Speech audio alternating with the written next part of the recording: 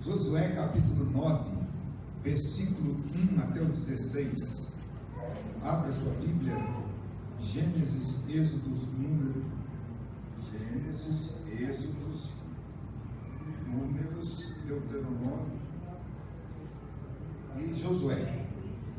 Josué 9. Amém? Aqui, ó. Quem não tem a Bíblia aí, né? Aqui na tela tem. Pode seguir aqui também.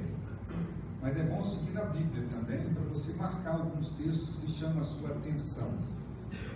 O estratagema dos gibeonitas.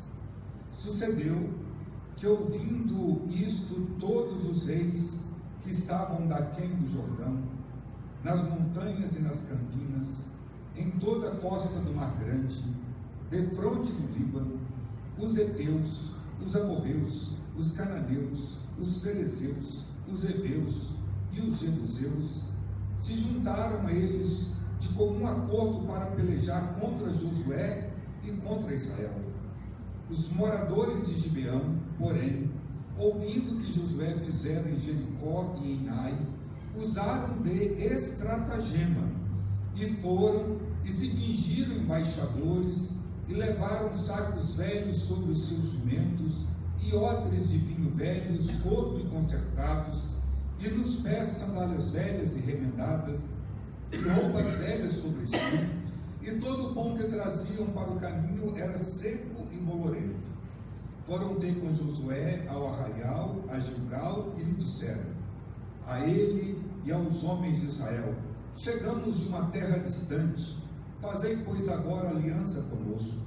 E os homens de Israel responderam aos heveus, porventura habitais no meio de nós? Como, pois, faremos aliança convosco? Então disseram a Josué, somos teus servos. Então lhes respondeu Josué, quem sois vós? De onde vindes? Responderam-lhe, teus servos vieram de uma terra muito distante, por causa do nome do Senhor, teu Deus, porquanto ouvimos a sua fama e tudo quanto fez no Egito, e tudo quanto fez aos dois reis dos amorreus, que estavam além do Jordão, Seom, rei de Esbom, e Og, rei de Bazã, que estavam em Astarote. Pelo que nossos anciãos e todos os moradores da nossa terra nos disseram, tomai convosco provisão alimentar para o caminho, e ide ao encontro deles, e dizei-lhes, somos vossos servos, fazei, pois, aliança conosco. Este pão que tomamos quente de nossas casas, no dia que saímos para vir ter convosco, ei-lo aqui agora, seco e bolorento. E estes odres eram novos quando os enchemos de vinho, e ei-los aqui agora já rotos, e estas nossas vestes e estas nossas sandálias envelheceram, por causa do muito longo caminho. Então os israelitas tomaram da provisão e não pediram conselho ao Senhor. Josué concedeu-lhe paz e fez com eles a aliança de lhes conservar a vida, e os príncipes da congregação lhes prestaram juramento.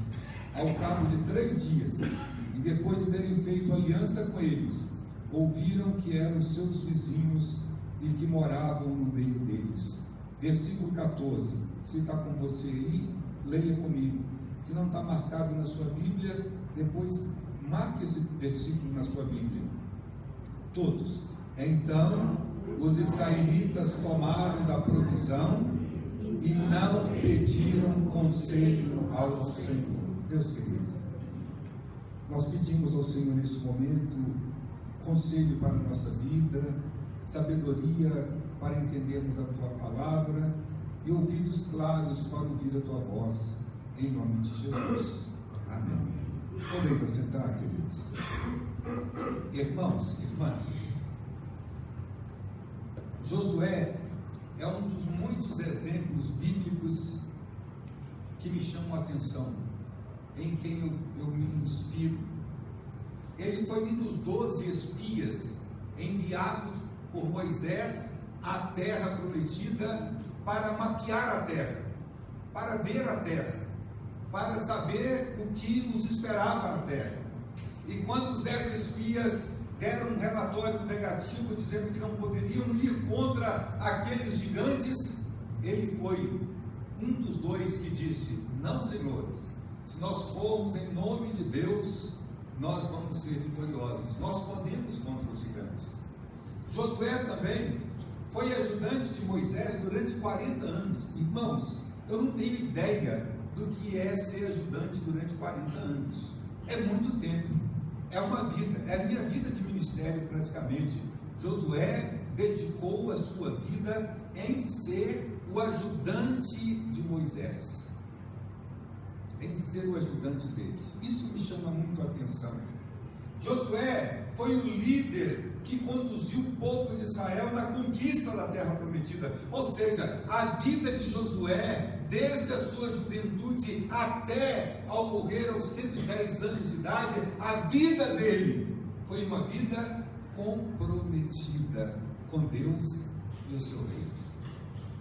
Durante boa parte da sua vida, ele foi o número 3 na liderança do povo de Israel. Com a morte de Arão, ele se tornou o segundo na linha de liderança. Mas após a morte de Moisés, após 40 anos, ele se tornou líder, e com muita dificuldade. O Senhor precisou de dizer para Josué: ser forte e corajoso, umas 3 ou 4 vezes. Josué, seja forte e corajoso, eu estou com você. Aonde você colocar a planta dos seus pés, eu estarei com você.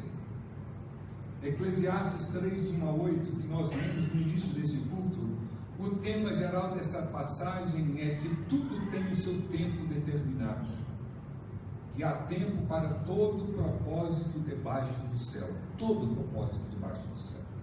Amados, o que mais me chama a atenção na vida de Josué, além desses fatos que eu já narrei ali atrás, é que durante 40 anos como ajudante de Moisés, ele não foi um problema, ele não se tornou um problema, ele não criou dificuldades para a liderança de Josué, de Moisés. No capítulo 12 de Números, versículo 2, ele podia ter se aliado a Arão e Miriam quando eles questionaram a liderança de Moisés. Deus fala somente por Moisés, não fala através de nós. Leia capítulo 12 de Números depois, e você vai ver o que aconteceu.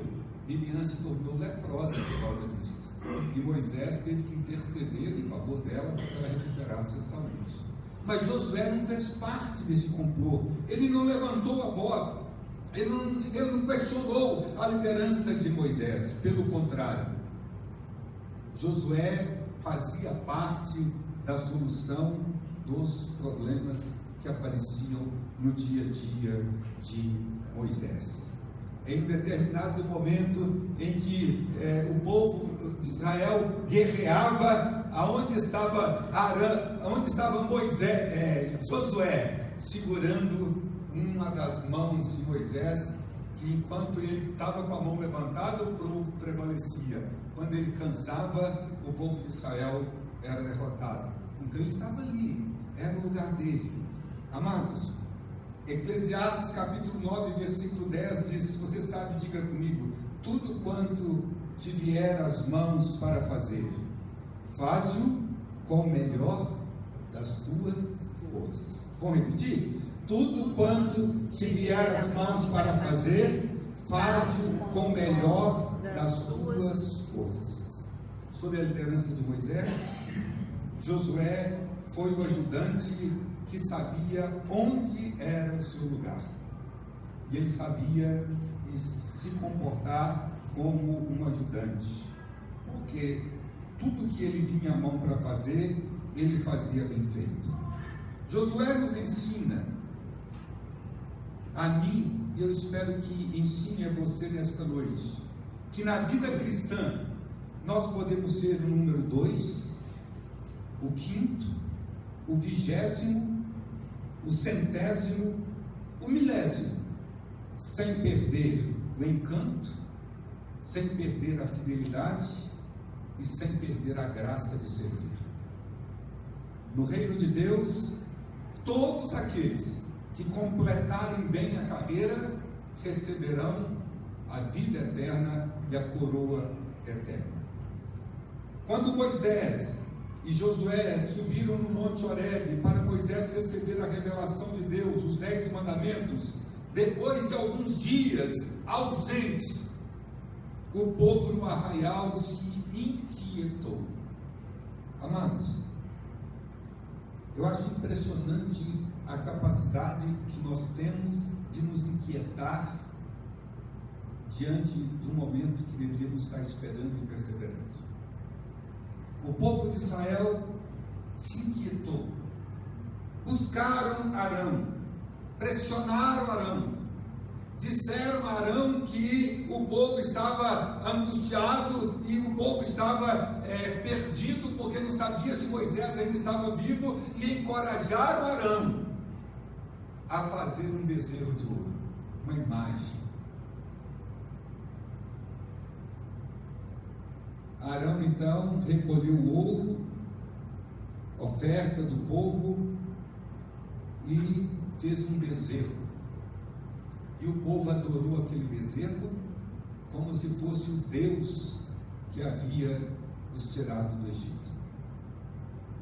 Descendo do monte, praticamente depois de 40 dias, descendo do monte, quando Josué ouviu aquele barulho que vinha longe, lá do acampamento, ele interpretou aquela alegria, aqueles gritos, aquele alarido, como se fosse um alarido de guerra. Ele imaginou: o povo está lutando, o povo foi atacado, o povo está guerreando. Mas em Êxodo 32, versículo 17 e 18, Moisés diz a ele que não era um grito de vencedores, que não era um grito de vencidos, mas grito dos que cantavam. O povo naquela noite, naquele dia, naqueles dias, estavam celebrando a saída do Egito em torno de um bezerro de ouro. O povo de Israel, impaciente, com a ausência do seu líder, fez um bezerro e o adorou. Por ser jovem e pouca experiência, Josué interpretou aquele som do arraial de uma maneira equivocada. Eu fico imaginando, queridos, às vezes a gente, no arroubo da mocidade, a gente interpreta as coisas de maneiras equivocadas. Mas não é só o jovem que interpreta as coisas de maneira equivocada. Eu fico, quando eu estava fazendo essa mensagem, eu estava refletindo e estava pensando quantas vezes eu errei, por não ter contido o meu julgamento a respeito de qualquer coisa. Quantas vezes eu errei? Não é verdade que mais do que nós devíamos, nós emitimos juízo de valor baseado no que nós ouvimos ou deixamos de ouvir de alguma pessoa?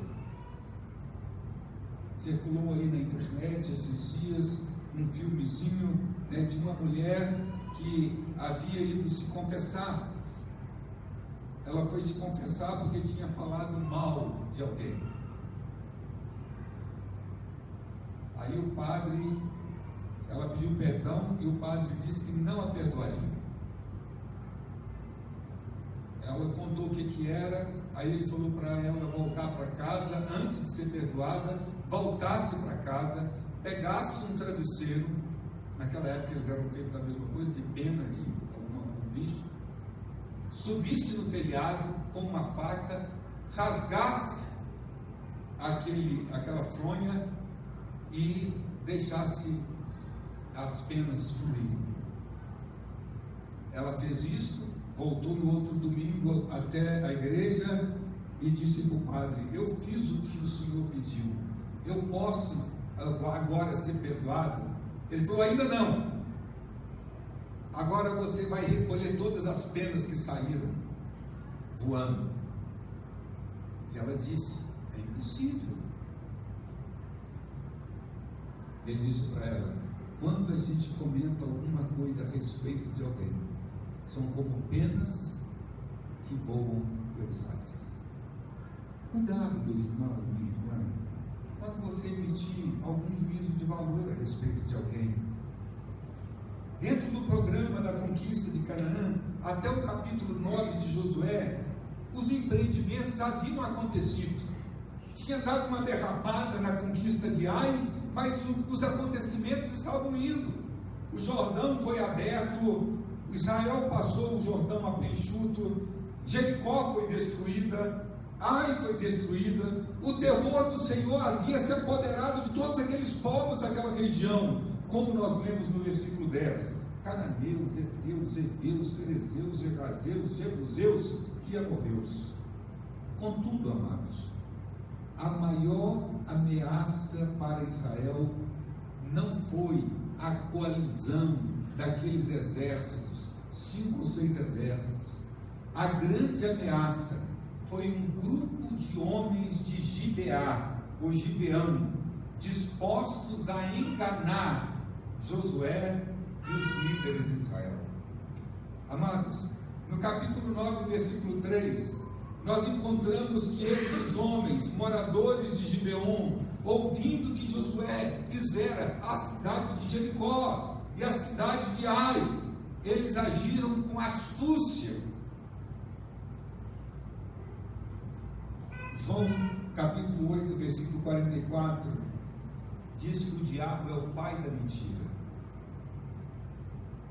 Então, se alguém está mentindo muito perto de você, você pode saber que o diabo está por perto, porque ele é pai da mentira. Mentindo, aqueles homens fingiram embaixadores e levaram sacos velhos sobre os seus jumentos, odres de vinhos velhos, rotos consertados. Nos pés eles levaram sandálias velhas e remendadas, roupas velhas sobre si, e o pão que traziam para o caminho era seco e bolorento.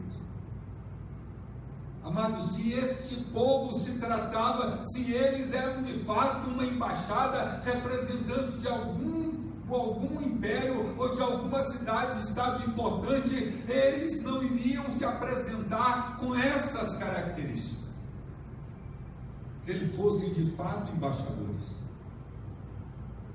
eles foram até o arraial de Israel e propuseram uma aliança de paz. Eles já chegaram lá falando de paz. E Josué e seus líderes fizeram àqueles homens uma série de perguntas. Quando Josué e os líderes viram aquilo, eles devem ter se incomodado, falado: esse negócio não está cheirando bem. E perguntaram para ele: quem são vocês? De onde é que vocês vieram? Porventura vocês não habitam aqui no nosso meio? Não são nossos vizinhos? E diante das evidências externas, que eram fortes, amados, quais evidências?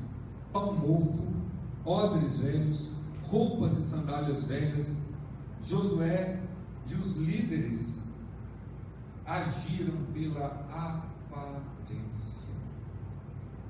Eles agiram pela aparência, pelo exterior, e não pela fé. Depois de ouvir o discurso dos estrangeiros e de examinar as provas, as evidências, Josué e os seus líderes concluíram que aqueles homens estavam de fato dizendo a verdade. E eu quero dizer para você, meu irmão e minha irmã aqui nesta noite, cuidado quando você ouve o inimigo e acredita que ele está falando a verdade. Cuidado com o que você ouve. Adão e Eva ouviram uma vozinha estranha lá no Éden, e não era a voz de Deus, e não souberam discernir quem falava com eles. Provérbios 19:2 diz: não é bom proceder sem refletir, e peca quem é precipitado. Diga comigo: não é bom proceder sem refletir, e peca quem é precipitado. Josué e os demais líderes confiaram em seus próprios sentimentos. Eles examinaram os fatos, eles discutiram entre si aquela questão, e eles todos chegaram à mesma conclusão, amados. Tudo foi muito lógico, muito convincente, mas também foi inteiramente errado. A conclusão que eles chegaram foi 100% errada.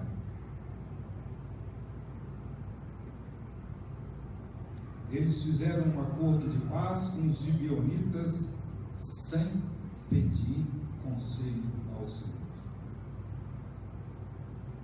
Amados, quanta tragédia acontece na nossa vida porque nós não pedimos conselho de Deus. Quantas vezes eu ajo também por impulso, sem pedir conselho de Deus, acreditando que na minha avaliação, ou que a minha avaliação de determinada situação está correta, ou que a minha avaliação é suficiente, ou que ela é precisa. Quantas vezes eu já me dei mal por achar que eu sou capaz de administrar todas as circunstâncias da minha vida, sem pedir conselho ao Senhor. Eu pergunto, você também costuma agir desta maneira, irmãos? Você também costuma agir deste modo, confiando em suas habilidades, confiando no seu próprio discernimento, na sua própria capacidade de discernir? Você também tem feito isto e evitado os conselhos de Deus? Se você está fazendo isso, eu quero pedir para você, em nome de Jesus, refletir se vale a pena. Josué concedeu-lhes paz e fez com eles uma aliança de lhes conservar a vida, e a liderança de Israel concordou. Tiago capítulo 1, versículo 5 diz: se você precisa de sabedoria, você precisa de sabedoria, eu preciso de sabedoria. Se você precisa de sabedoria, peça a Deus, que a todos dá literalmente, liberalmente. Deus dá sabedoria a quem lhe pede. Se nós que somos maus sabemos dar boas coisas aos nossos filhos, quanto mais o Pai Celestial nos dará o Espírito Santo àqueles que lhe pedirem. Josué concedeu paz àqueles homens, àquela nação. Êxodo capítulo 34, versículo 12, a palavra do Senhor disse que os israelitas foram orientados a guardar e não fazer aliança com os moradores da terra por onde eles iam entrar, para que eles não fossem laço no meio deles. Contudo, Josué e os líderes, agindo sem o conselho de Deus, desobedeceram esta palavra e fizeram aliança com os gibeonitas. Não é bom proceder sem refletir, e peca quem é precipitado. Irmãos, irmãs, e sucedeu que no fim de 3 dias, versículo 16 do capítulo 9 de Josué, depois de fazerem um acordo com eles, ouviram que eram seus vizinhos e que moravam no meio deles. 3 dias. A impaciência foi revelada em 3 dias. Eles estavam ali e havia os enganado. Irmãos, irmãs, por que será que nós erramos tanto quando temos tudo para acertar? Por que será que nós, como cristãos e cristãs, na nossa vida espiritual, nós erramos tanto quando temos tudo para acertar? Temos a Bíblia, que é a lâmpada para nossos pés e luz para a nossa caminhada. Nós temos o Espírito Santo que habita em nós, porque se não fosse pelo Espírito Santo de Deus, nós não estaríamos aqui, esta reunião não teria sentido. Nós temos o meio de graça, que inclui a igreja como parte desse povo que se congrega para adorar e louvar. Por que é que nós erramos tanto, queridos? Por que é que nós tomamos tanta rasteira do nosso inimigo, se nós temos à nossa disposição tanta bênção, tantos meios de graça? E eu, pastor Edésio, eu acredito que nós tomamos tantas decisões equivocadas porque nós subestimamos o poder do nosso adversário.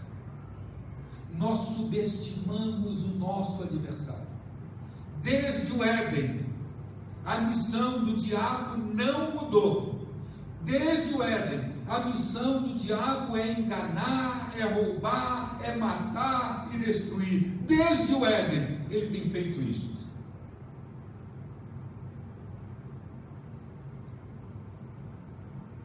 E nós sucumbimos muitas vezes, porque não vigiamos, não resistimos com as armas corretas. Efésios capítulo 6, versículos 10 até o 18, não vou ler de novo, já lemos aqui nesta noite. Quanto ao mais, sede fortalecidos no Senhor e na força do seu poder, revestidos de toda a armadura de Deus, para poder ficar firme contra as ciladas do diabo, porque a nossa luta não é contra o sangue e a carne, a nossa luta é contra os principados e potestades, dominadores deste mundo tenebroso, e contra as forças espirituais do mal. Aí o apóstolo recomenda a armadura de Deus, que nós sejamos revestidos da armadura de Deus, que nós possamos cingir com a verdade, vestindo a couraça da justiça, que os pés sejam calçados com a preparação do Evangelho, que nós possamos embraçar o escudo da fé e, acima de tudo, tomar o capacete da salvação e a espada do Espírito, que é a palavra de Deus. Por que erramos tanto quando temos tudo para ter uma vida cristã vitoriosa? Por que, queridos? Porque nós estamos subestimando o nosso adversário. Irmãos e irmãs, Israel foi enganado pelos gibeonitas. Israel foi envergonhado pelos gibeonitas, não por causa da astúcia deles.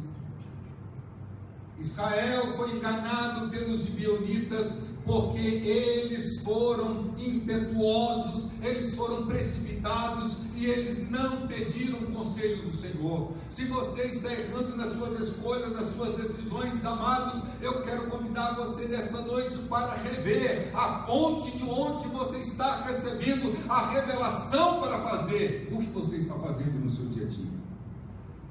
O inimigo de hoje foi o mesmo de Josué, de Adão, de Jesus, de Paulo. A sua missão continua a mesma. Ele quer roubar, matar e destruir a sua vida pessoal, emocional, financeira, física, espiritual. Ele quer destruir a sua família e ele quer destruir a sua vida profissional. Ou seja, ele quer tirar de você tudo o que você tem, porque a missão dele não mudou. Tiago capítulo 4, versículo 17: sujeitai-vos a Deus, resista ao diabo e ele fugirá de vós. Então nós temos que estar alerta, amados, atentos. Eu sei que é mais fácil fugir de um leão, como diz Pedro lá na sua epístola 5:8, o leão como um diabo anda em derredor como um ente que quer nos devorar. Então eu tenho certeza, se um leão aparecesse por aqui, todos nós correríamos, porque ele é visível, ele é feroz.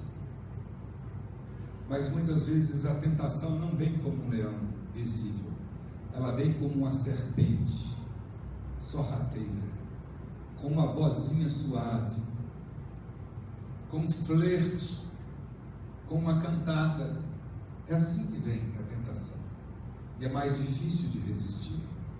Por isso eu quero dizer para você, meu irmão e minha irmã, se você quer ter uma vida espiritual madura e frutífera, eu quero dizer para você, fuja de toda aparência do mal. Se você quer ter uma vida cristã frutífera e abençoadora, fuja de toda aparência do mal. Porque não basta ter o seu nome escrito só nos livros do hall da igreja, não basta você apenas participar dos cultos, não basta apenas você vir aqui e ouvir a palavra de Deus, orar, ser fiel nos dízimos, nas ofertas, porque a palavra de Deus de Mateus 7:24, Jesus diz que aquele que ouve a palavra e a pratica é comparado com um homem prudente que edificou a sua casa sobre a rocha. Uma casa que é edificada sobre a rocha, quando o vento vem, quando a tempestade vem, quando os ventos sopram, quando a água desce, ela não desaba, porque foi edificada sobre a rocha. Quem ouve e não pratica é semelhante ao homem insensato que construiu sobre a areia. E quem constrói sobre a areia sofre as consequências da sua insensatez. Lâmpada para os meus pés é a tua palavra, e luz para o meu caminho.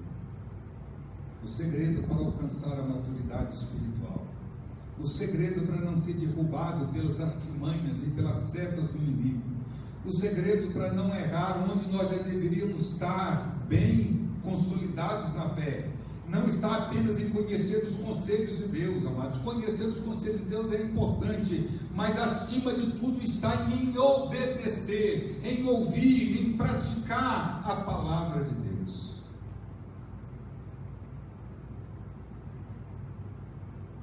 Provérbios 3:7 diz: não seja sábio aos seus próprios olhos. Nós não somos nada, quando se trata dos assuntos espirituais. Nós somos alguma coisa pela misericórdia do Senhor por nós. Por isso, quanto mais você buscar a presença